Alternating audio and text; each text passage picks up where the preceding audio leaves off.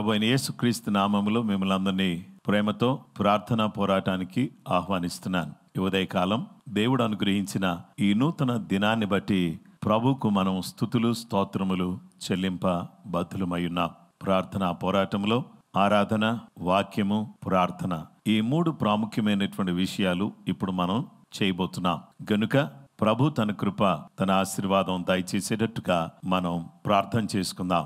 మహోన్నతుడైన మా తండ్రి, సర్వశక్తి కలిగినటువంటి మా దేవ, ప్రార్థనా పోరాటం ద్వారా అనేక మంది జీవితాలను ప్రభావితం చేస్తూ సహాయపడుతున్నందుకు మీకు కృతజ్ఞతలు, వందనాలు, స్తోత్రాలు, స్తుతులు చెల్లిస్తున్నాం. ఈ సమయంలో మా ప్రభువా, నిన్ను స్తుతించటానికి నీవే కారణభూతుడువు. మా జీవితంలో మరొక నూతన దినాన్ని దయచేసి నిన్ను మహిమపరిచే భాగ్యాన్ని మీరు మాకు దయచేస్తున్నందుకు నీకు వందనాలు. ఇప్పుడు మేమందరం కలిసి ఆరాధన చేయబోతున్నాం, వాక్యాన్ని ధ్యానించుకోబోతున్నాం, విజ్ఞాపన ప్రార్థన చేయబోతున్నాం.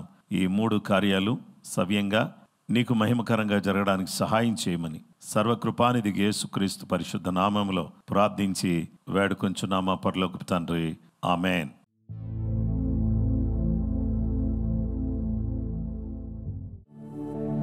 యేసు నీవే కావాలయ్యా, నాతో కూడా రావాలయ్యా. యేసు నీవే కావాలయ్యా, నాతో కూడా రావాలయ్యా. నీవే కావాలయ్యా, నాతో రావాలయ్యా. నీవే కావాలయ్యా, నాతో రావాలయ్యా. యేసు నీవే కావాలయ్యా, నాతో కూడా రావాలయ్యా. తండ్రి దేవా, యేసు నీవే కావాలయ్యా, నాతో కూడా రావాలయ్యా. గరుడా, నీ దివ్య సన్నిధి నన్ను ఆదుకునే నా పెన్నిధి. గరుడా, నీ దివ్య సన్నిధి నన్ను ఆదుకునే నా పెన్నిధి. నీవే కావాలయ్యా, నాతో రావాలయ్యా. నీవే కావాలయ్యా, నాతో రావాలయ్యా.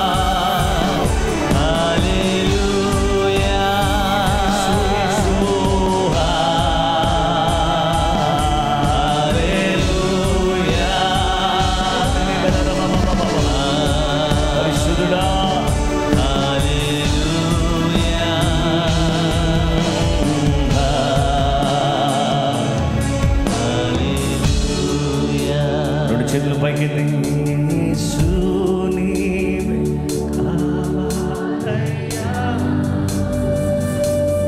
నాతో కూడా రావాలయ్యా నీలో యేసయ్యా యేసు నీవే కావాలయ్యా నాతో కూడా రావాలయ్యా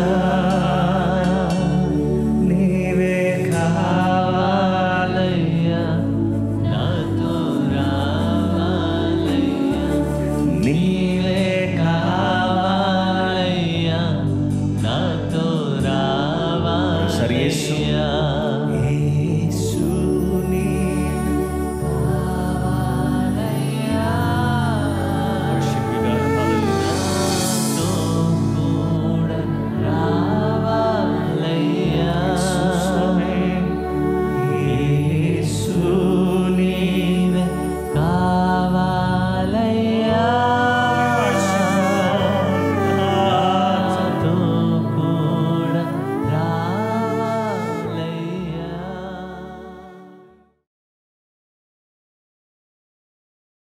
క్రీస్తునందు ప్రియమైన స్నేహితులారా, ఇంతవరకు సర్వశక్తి కలిగినటువంటి దేవుణ్ణి ఆరాధించటానికి చక్కటి కృప దేవుడు మనకు దయచేశాడు. ఈ తరుణంలో దేవుని వాక్యాన్ని మనం ధ్యానం చేద్దాం. ఈరోజు మన ధ్యానాంశము స్వస్థత. దేవుని బిడ్డలమైనటువంటి మనమందరం కూడా స్వస్థత అనే ఈ అంశాన్ని గురించి దేవుని వాక్యాన్ని మనము ధ్యానం చేయబోతున్నాం. యాకోబు రాసిన పత్రికలో 5వ అధ్యాయం 15, 16 వచనాలు ఇలా చెప్తున్నాయి. విశ్వాస సహితమైన ప్రార్థన రోగిని స్వస్థపరచును, ప్రభు అతన్ని లేపును. అతడు పాపము చేసిన వాడైతే పాప క్షమాపణ నొందును. మీ పాపములను ఒకనితో ఒకడు ఒప్పుకొనుడి. మీరు స్వస్థత పొందినట్లు ఒకని కొరకు ఒకడు ప్రార్థన చేయుడి. నీతిమంతుని విజ్ఞాపన మనపూర్వకమైనదై బహు బలము గలదై ఉండును. దేవుని బిడ్డలమైనటువంటి మనమందరం కూడా యాకోబు రాసిన ఈ పత్రికలో ఒక వ్యక్తి స్వస్థతను ఈ విధంగా పొందుకోగలడు అనగా విశ్వాస సహితమైన ప్రార్థన చేయటం ద్వారా మనకు స్వస్థత లభిస్తుంది అని దేవుని వాక్యం మనకు తెలియచేస్తుంది. గనుక ఈరోజు స్వస్థత మనం పొందడానికి అత్యంత కీలకమైనది ఏదంటే దేవుని వాక్యం. వాక్యం మనకి స్వస్థతను చేకూరుస్తుంది. 107వ కీర్తనలో కీర్తనాకారుడు చాలా చక్కటి మాట చెప్పాడు. ఆయన తన వాక్కును పంపి వారిని బాగు చేశాను. ఆయన వారు పడిన గుంటలో నుండి వారిని విడిపించాను. దేవుని బిడ్డలమైనటువంటి మనమందరం కూడా తెలుసుకోవలసిన విషయం ఏంటంటే ఆయన తన వాక్కును పంపి, దేవుడు తన వాక్యాన్ని పంపించి బలహీనంగా ఉన్నటువంటి వారిని, రోగులుగా ఉన్న వారిని వాక్యం ద్వారా స్వస్థపరుస్తారు. వాక్యము అంటే దేవుని మాట. దేవుని నోట నుండి వచ్చేటటువంటి మాటలో ఏముంది అంటే స్వస్థత ఉంది. ఆయన నోట నుండి వచ్చిన ఉమ్మిలో స్వస్థత ఉన్నట్టుగా, ఆయన చూపులో, ఆయన వస్త్రపు చెంగులో, ఆయన నీడలో, ఆయన స్పర్శలో స్వస్థత ఉన్నట్లుగా ఈరోజు దేవుని మాటలో స్వస్థత ఉంది. దేవుడు తన వాక్కును బలహీనంగా ఉన్న వారి దగ్గరికి పంపించే దేవుడు. ఆయన వారు పడిన గుంటలో నుంచి వారిని లేవనెత్తేటటువంటి దేవుడుగా ఆయన మనకు కనబడుతున్నాడు. యేసుక్రీస్తు ప్రభువారు ఈ భూలోకంలో ఉన్నప్పుడు ఆయన కపెర్నహూములో ప్రవేశించినప్పుడు ఒక శతాధిపతి ఆయన దగ్గరికి వచ్చాడు. వచ్చి, ప్రభువా, నా దగ్గర పనిచేసేటటువంటి ఒక 100 మందిలో ఒకడికి పక్షవాయువు వచ్చింది, పారాలసిస్ వచ్చింది, అతను పడి చాలా బాధపడుతున్నాడు, ఆ బాధ చూస్తుంటే చాలా వేదన అనిపిస్తుంది అని యేసయ్య దగ్గర అడిగినప్పుడు ఆ శతాధిపతి, ప్రభువా, నీవు నా ఇంటిలోనికి వచ్చుటకు నేను పాత్రుడను కాను. నీవు శక్తి గల దేవుడు, ప్రభావం గల దేవుడు, జీవం గల దేవుడు. నా ఇంట్లోకి రావడానికి నేను అర్హుని కాదు. నేను అడిగాను, నా ఇంటికి వస్తానన్నావు, సంతోషం. కానీ నేను అంతటి యోగ్యుడేమి కాదు. ఓ మాట మాత్రం సెలవయ్యా, అప్పుడు నా దాసుడు స్వస్థత పొందుకుంటాడు అని అన్నాడు. అవును, నిజమే. శతాధిపతి 100 మంది మీద అధికారి. 100 మంది మీద అధికారికే ఎన్నో రకాలైనటువంటి ఆధిక్యతలు, అధికారాలు ఉంటే సర్వాధికారి అయినటువంటి యేసుక్రీస్తు ప్రభువారు ఎంతో గొప్పవాడు. ఆయన నడుచుకుంటూ నా ఇంటికి రావాల్సిన అవసరం లేదు. ఆయన ఒక మాట చెప్తే చాలు, నా దాసుడు బాగైపోతాడు అని శతాధిపతి నమ్మి మాట సెలవివు ప్రభువా అని అన్నప్పుడు యేసుక్రీస్తు ప్రభువారు చెప్పిన మాటను బట్టి ఎంతో అద్భుతం వారి జీవితంలో చోటు చేసుకుంది. యేసయ్య అంటున్నాడు, ఇక వెళ్ళు, నీవు విశ్వసించిన ప్రకారం నీకు అవును గాక అని శతాధిపతి చెప్పినప్పుడు ఆ గడియలోనే అతని దాసుడు స్వస్థత నందెను. వాక్యం వడిగా వేగంగా పరిగెత్తేది. వాక్యం అత్యంత వేగంగా పరిగెత్తుతుంది. యేసుక్రీస్తు ప్రభువారు కనాన స్త్రీతో ఏమన్నారంటే, అమ్మా నీ విశ్వాసము గొప్పది, నీవు కోరినట్టే నీకు అవునుగా అని ఆమెతో చెప్పాడు. ఆ గడియలోనే ఆమె కుమార్తె స్వస్థతను పొందింది. యేసు మాట స్వస్థపరిచే మాట. ఈ బలమైన మాట, ఈ అద్భుతమైన మాట రిలీజ్ చేయబడినప్పుడు దీంతో పాటు ఏం రిలీజ్ చేయబడుతుందంటే, if Jesus releases his word there will be healing. యేసు తన మాటను వెల్లడి చేస్తే దాని ద్వారా స్వస్థత కలుగుతుంది. యేసు తన మాటను వెల్లడి చేయటం ద్వారా రక్షణ కలుగుతుంది. యేసు తన మాటను వెల్లడి చేయటం ద్వారా అసమాధానంతో ఉన్నటువంటి పరిస్థితులు సమాధానంగా మారిపోతాయి. చీకటి వెలుగుగా మార్చగలిగింది దేవుని మాట. పాపిని పరిశుద్ధుడిగా చేయగలిగింది దేవుని మాట. ఆత్మీయమైనటువంటి స్వస్థతను, శారీరక స్వస్థతను, మానసిక స్వస్థతను, spiritual healing, physical healing, mental healing. Physical healing అనేది దేవుని మాటతో, స్పిరిచువల్ హీలింగ్ అంటే ఆత్మీయమైన స్వస్థత అనేది దేవుని మాటతో, అలాగే మానసిక పరమైన స్వస్థతను కలిగించేది దేవుని వాక్యం. గనుక ఈరోజు ఈ జీవము గల దేవుని యొక్క వాక్యం మీ జీవితంలో పనిచేయాలి అంటే, ఈ వాక్యం మీ జీవితంలో క్రియాశీలక కార్యాన్ని జరిగించాలి అని అంటే, మనం ఏం చేయాలంటే దేవుని పాద సన్నిధిలో ఆ వాక్యాన్ని స్వీకరించి వాక్కులో ఉన్నటువంటి శక్తిని గమనించిన వారమై మనం అందరం కూడా ఈ వాక్కును స్వీకరిస్తే తప్పకుండా దేవుడు గొప్ప స్వస్థతను ఇచ్చే దేవుడుగా ఉన్నాడు. దేవునికి స్తోత్రం కలుగును గాక. ఈరోజు ఈ ఉదయకాలం మిమ్మల్ని అందరినీ ఎంకరేజ్ చేస్తున్నాను. Try to read God's word. దేవుని వాక్యం చదవడానికి మీరు పూనుకోండి, అలాగే ప్రార్థించటానికి పూనుకోండి. నా ప్రియ స్నేహితులారా, ప్రభు మిమ్మల్ని స్వస్థపరచాలని ప్రభు తన వాక్కును ఈరోజు ఒక అద్భుతమైన రీతిలో మీ ఇంటికి పంపిస్తున్నాడు. మీ సిచ్యువేషన్ ఎలా ఉందో నాకు తెలీదు, మీ పరిస్థితి ఎలా ఉందో తెలీదు. బలహీనంగా ఉన్నారా? అసమాధానంతో ఉన్నారా? ఒకవేళ మానసికంగా నెమ్మది లేకుండా ఉన్నారా? తెలీదు. కానీ గొప్ప దేవుడు, మంచి దేవుడు, ప్రభావం కలిగిన దేవుడు, జీవం కలిగిన దేవుడు, అద్భుతాలు ఆశ్చర్యకార్యాలు జరిగించే గొప్ప దేవుడుగా ఆయన ఉన్నాడు. గనుక నా ప్రియ సహోదరి సహోదరులారా, మీ పరిస్థితుల్లోకి ఓ చిన్న పని చేయండి. చిన్న కోఆపరేషన్ మీ దగ్గర నుంచి కావాలి ఏంటంటే, ఎలా గాడ్స్ వర్డ్, దేవుని వాక్యం మీ పరిస్థితుల్లోకి రానియండి. అక్కడికి రాగానే పరిస్థితులన్నీ మారిపోతాయి. వాక్యం గొప్పది, వాక్యం ప్రభావం కలిగింది. ఈ గొప్ప వాక్యం మీ దగ్గర రావడం ద్వారా మీ జీవితంలో గొప్ప కార్యాలు, అద్భుతమైన కార్యాలు, ఆశ్చర్యమైన కార్యాలు జరగడానికి వీలు కలుగుతుంది. గనుక నా ప్రియ స్నేహితులారా, ఈ సందర్భంలో మిమ్మల్ని అందరినీ నేను ఎంకరేజ్ చేస్తున్నాను. దేవుని ప్రత్యేకమైనటువంటి కృప మీ జీవితంలో కలగాలని నేను కోరుతున్నాను. దయచేసి అందరం కూడా, దేవా నీ ప్రత్యేకమైన కృప నాకు దయచేయి అని ప్రార్థన చేద్దాం. వాక్యం చదవడం ప్రారంభిస్తాం, వాక్యం ధ్యానించడం ప్రారంభిస్తాం, వాక్యం వినటం ప్రారంభిస్తాం. వినుట ద్వారా విశ్వాసం కలుగును, వినుట క్రీస్తును గురించిన మాటల వలన కలుగును. అయితే ఈ వినటం ద్వారా దేవుడు అద్భుతమైన కార్యాలు మీ జీవితంలో చేస్తాడు. మనందరి జీవితంలో వాక్యమే ఏమైనా చేయగలదు.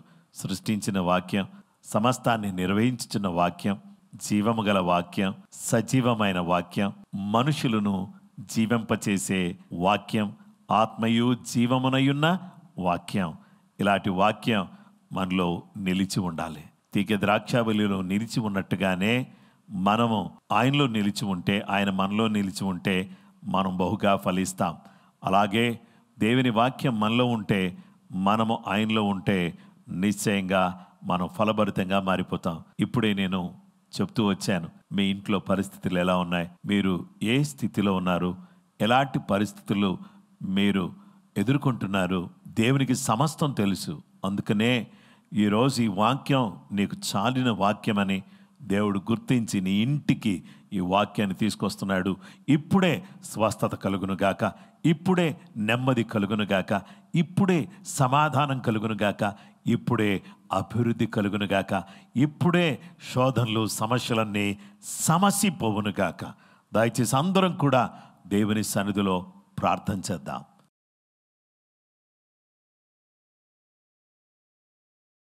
సర్వశక్తి కలిగినటువంటి మా గొప్ప తండ్రి, మీరు ఎంతైనా నమ్మదగిన దేవుడు.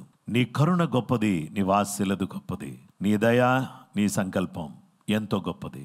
మా పరలోకపు తండ్రి, మీరు చేస్తున్న ఈ అద్భుత ఆశ్చర్య కార్యాలను బట్టి నీకు స్తోత్రం చెల్లిస్తున్నా. ఈ సమయంలో నీ బిడ్డలమైనటువంటి మమ్మల్ని అందరినీ జ్ఞాపకం చేసుకోండి. స్వస్థపరిచే నీ వాక్యాన్ని బట్టి నీకు స్తోత్రం. నీ వాక్కును పంపి వారిని బాగు చేసిన గొప్ప దేవా, ఈరోజు ఎవరెవరు ఏ విధమైన బలహీనతతో ఉన్నా, అనారోగ్యముతో ఉన్నా, అసమాధానముతో ఉన్నా, ఏ కష్టములో ఉన్నా, ఏ ఇరుకులో ఉన్నా, వారి జీవితంలో వారికి కావలసిన ప్రతి అవసరత యేసు నామములో తీర్చండి. గొప్ప కార్యాలు చేయండి. నీ నామాన్ని ఘనపరుచుకుని మీరే మహిమ, ఘనత, ప్రభావాలు పొందుకోమని కృపామయుడైన క్రీస్తు యేసు పరిశుద్ధ నామములో ప్రతి బిడ్డ జీవితంలో గొప్ప కార్యాలు చేయండి. వృద్ధులను కాపాడండి, యవనస్తులను కాపాడండి, చిన్నపిల్లలను కాపాడండి. దేవా, నీ కృప కొరకై కృతజ్ఞతలు, వందనాలు. 11, 12, 13 తారీఖుల్లో జరిగేటటువంటి ఉజ్జీవ కూడికలు, రివైవల్ మీటింగ్స్ అద్భుతంగా జరుగుటకు సహాయం చేయండి. అలాగుననే మా ప్రభువా, నీ ప్రత్యేకమైనటువంటి కృప, నీ సహాయం, నీ ఆశీర్వాదం నీ బిడ్డలమైనటువంటి మాతో కూడా మీరు ఉంచుమని ప్రార్థన చేస్తున్నాం. నజరేయుడా, నమ్మదగిన దేవా, నీ కుమారుడైన యేసుక్రీస్తు ప్రభువారి ద్వారా మా జీవితంలో నీ కార్యాలు జరిగించి మీరే మహిమ, మీరే ఘనత, మీరే ప్రభావాలు పొందుకోమని నీ చిత్త ప్రకారంగా సమస్తాన్ని కూడా జరిగించగలిగిన గొప్ప దేవుడుగా మీరున్నారు. అందును బట్టి నీకు స్తోత్రం చెల్లిస్తూ నీ ప్రత్యేకమైనటువంటి కృప, నీ ఆశీర్వాదం, నీ దీవెన నీ బిడ్డలమైనటువంటి మాతో కూడా మీరు ఉంచి మీరే దీవించి ఆశీర్వదించి బలపరచాల్సిందని కోరుకుంటూ ప్రతి బిడ్డను ఇప్పుడే స్వస్థపరచండి, ఆరోగ్యం దయచేయండి, నీ కృప దయచేయండి. మా తెలంగాణ రాష్ట్రమును, ఆంధ్రప్రదేశ్ను, అలాగే భారతదేశాన్ని, ప్రపంచ దేశాలను, ఇజ్రాయేల్ దేశాన్ని మీరు కాపాడి దీవించి బలపరచమని ప్రార్థన చేస్తున్నాం. మందిరంలో జరుగుతున్న 4 ఆరాధనలు, అలాగే బ్రాంచెస్లో జరుగుతున్న ఆరాధనలు ఆశీర్వాదకరంగా జరిపించండి. మొబైల్ చర్చ్ ద్వారా జరుగుతున్నటువంటి పరిచర్యను మీరు దీవించండి. అలాగుననే ఆరాధన టీవీలో ప్రతి సోమవారం ప్రసారం చేయబడుతున్న ప్రేమ పునుడు అను ఆధ్యాత్మిక కార్యక్రమాన్ని మీరు ఆశీర్వదించి అనేక మందికి దీవెనకరంగా మార్చండి. మహోన్నతుడా, మా మంచి యేసయ్య, మా సంఘాల్లో ఉన్నటువంటి ప్రతి కుటుంబాలను, అలాగే ఈ వాక్యాన్ని వింటున్నటువంటి ప్రతి బిడ్డను మీ నామములో దీవించి ఆశీర్వదించండి. నీ కృప అందరికీ దయచేయమని క్రీస్తు యేసు పరిశుద్ధ నామములో ప్రార్థించి వేడుకొంచున్నామా పరలోకపు తండ్రి, ఆమేన్. క్రీస్తునందు ప్రియమైన సహోదరి సహోదరులారా, ప్రభు అయిన యేసు క్రీస్తు నామములో మీకు అందరికీ వందనాలు. ఈ కార్యక్రమం మీకు ఆశీర్వాదకరంగా ఉంటే మీ స్నేహితులకు, మీ బంధువులకు దీన్ని షేర్ చేయాల్సిందని నేను మీకు మనవి చేస్తున్నాను. తప్పకుండా లైక్ చేయండి. కృపగల దేవుడు మీకు తోడుగా ఉండాలని కోరుతున్నాను. రేపటి దినమందు మరొక అద్భుతమైనటువంటి విషయం మీకు తెలియచేయాలని కోరుతున్నాను. కృపామయుడైన దేవుడు తన కృప, తన సహాయం మీకు అనుగ్రహించును కాక. ఆమేన్.